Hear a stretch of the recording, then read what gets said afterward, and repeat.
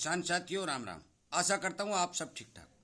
साथियों, मैंने कई वीडियो किसानों को सावधान और सचेत करने के लिए बनाए और बना भी रहा हूँ, परंतु बहुत से किसान शेयर नहीं कर रहे हैं या फिर उन वीडियो के ऊपर काम नहीं कर रहे, क्योंकि मेरे पास लगभग 15-10 फोन डेली रोजाना आ जाते हैं कि कोई कहता है ताऊ जी उखेड़ा आ गया, कोई कहता है पौधे सूख रहे हैं, कोई कहता है पत्ते पीले हो गए।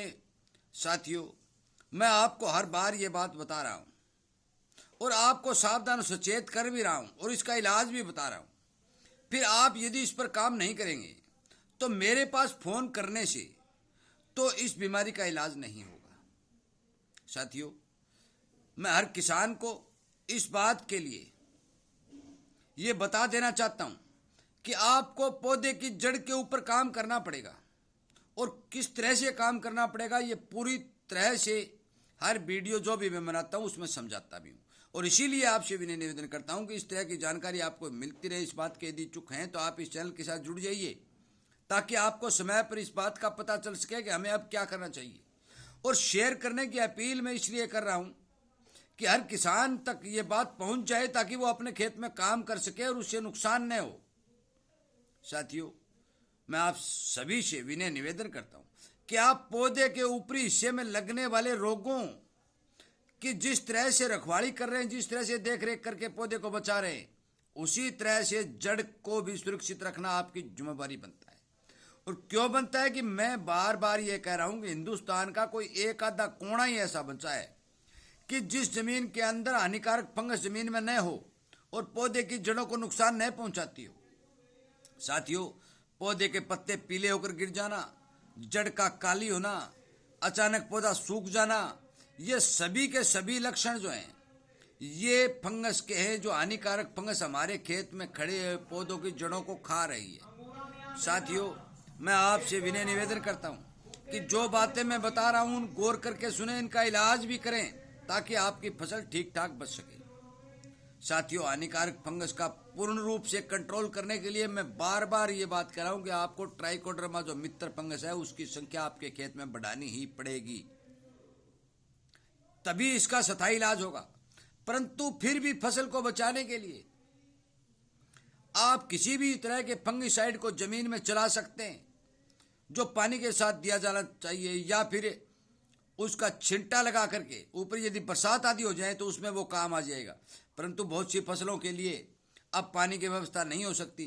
उन फसलों के अंदर यदि हम वो फंगिसाइड डाल भी देंगे तो भी वो जड़ तक नहीं जाएगा। इसलिए बिजाई से पहले ही आप इसी तरह के, जैसे कार्बोडिजम है 50 WP वाला, इस तरह के फंगिसाइड लेकर के अपनी जमीन के अंदर छिड़काव करें ताकि उस हानिकारक दुश्मन फंगस की रांद कट सके, वो मर सके। ऊपर स्प्रे करने से जड़ सुरक्षित नहीं रहती।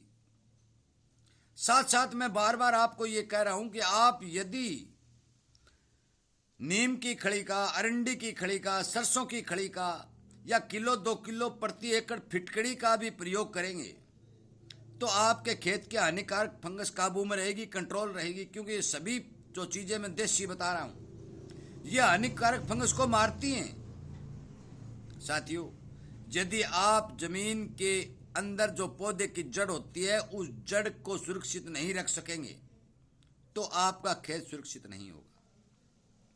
अब 2, 4, 5, 10 दिन में ये फोन आने लग जाएंगे कि नरमा उखेड़ा मार रहा है, ताऊ नरमा अरे भाई, उखेड़ा तो मारेगा, बेचारे के जड़ के अंदर बीमारी तो लगी हुई है।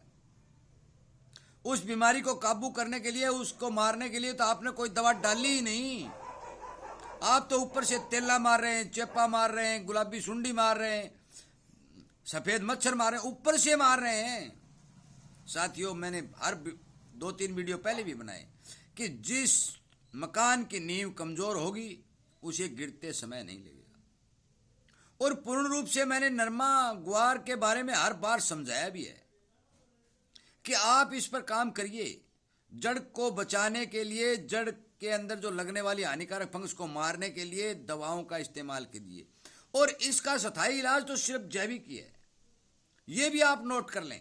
रासायनिक से कभी भी स्थायी इलाज नहीं हुआ। हाँ, आपकी फसल को 15-20 दिन, 20 दिन, महीने का जो है टाइमली मिल जाएगा, बच जाएगी, परंतु स्थायी इलाज नहीं होगा कि ये आएगी नहीं। ये तब रुकेगी जब आपके खेत के अंदर कार्बन जो जीवाणुओं को खाने के लिए चाहिए और मित्र फंगस जो हानिकारक फंगस को खाती है उसकी संख्या बढ़ेगी। साथियों, मेरी बात पर ध्यान दें, गौर करें और अपने हर साथी तक इस बात को पहुंचाएं ताकि वो किसान भी अपने खेत को सुरक्षित रख सके। साथियों, जड़ को बचाना चाहे नीम को मजबूत करना एक ही बात है, बचाना जरूरी है। और जब जड़ मजबूत होगी, सुरक्षित होगी, तो आपका पौधा कतई कोई नुकसान में नहीं आएगा। आप सीधा देख लीजिए, जो भी पेड़ बड़े बड़े पेड़ होते हैं वो खड़े खड़े सूख जाते हैं, उसका साफ सीधा मतलब है कि उसकी जड़ें खत्म हो जाती हैं और पेड़ सूख जाता है। जब इतने बड़े बड़े पेड़ों को फंगस सुखा देती है तो आपके छोटे छोटे पौधे फंगस के आगे क्या पैर लगाएंगे। साथियों, ये बात सोचने वाली है। और फंगस अब की बार इतना ज्यादा भयंकर नुकसान कर रही है कि आप सोच भी नहीं सकते।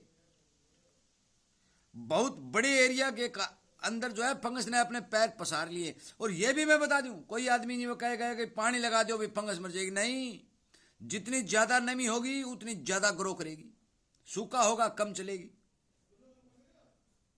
आप पानी लगाएंगे ये फैले ही फैलेगी, यदि सूखा चलेगा तो रुक जाएगी।